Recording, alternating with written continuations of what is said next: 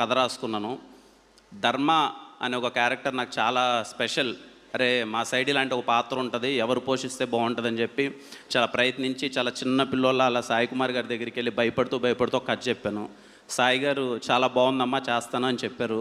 చెప్పిన తర్వాత కూడా నాకు ఎక్కడో డౌట్, చేస్తారా చేయరా అని చెప్పి సరే ఏదో మా ఊరికి వెళ్ళిపోయాను. అక్కడ షూటింగ్ చేద్దామనే టైంలో సాయి గారు వచ్చారు. నేను కానీ చోటుబాయ్ కానీ రోజు మార్నింగ్ భయపడుతూ సాయి గారి దగ్గరికి వెళ్ళేవాళ్ళం అనమాట. ఎందుకంటే అప్పటిదాకా ఏదో షార్ట్ ఫిల్మ్ చేసాం, రాజారాణి గారి చేసాం. నాకు ఇండస్ట్రీలో పరిచయమైన ఫస్ట్ పెద్ద హీరో సాయి కుమార్ గారే.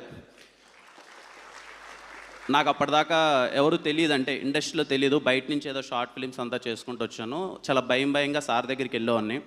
సాయి గారు చెప్పమ్మా ఏం చేద్దామంటే, నేను ఫస్ట్ సీనే చాలా సార్ ఇలా చేస్తే బాగుంటుందమ్మా, మీరు కొత్తగానే చాలా భయపడుతూ చెప్తుంటే ఏదో తేడా కొడుతుందమ్మా, కానీ నువ్వు నమ్ముతున్నావు కదా చేసేద్దాం, అయితే అటు అవుద్ది లేకపోతే ఇటు అవుద్ది అని చెప్పి. మీరు నమ్మరండి, నేను చాలా సందర్భాల్లో చెప్పాను. సాయి గారి వల్ల నా కెరీర్ చాలా బాగుందని చెప్పి నేను ఫీల్ అవుతాను. బికాజ్ ఎందుకంటే ఎస్ఆర్ కళ్యాణ మండపంలో ఆ పాత్ర కానీ అంత బాగా రాకపోయానంటే మేబీ ఎలా ఉండదో తెలీదు. అండ్ సాయి గారి గురించి నాకు బాగా గుర్తు, లాక్డౌన్ చాలా ఇబ్బందిగా షూట్ చేస్తున్నాం, అక్కడ ఎలా అవుతుందిరా ఏంటి అని చెప్పి ఒకరోజు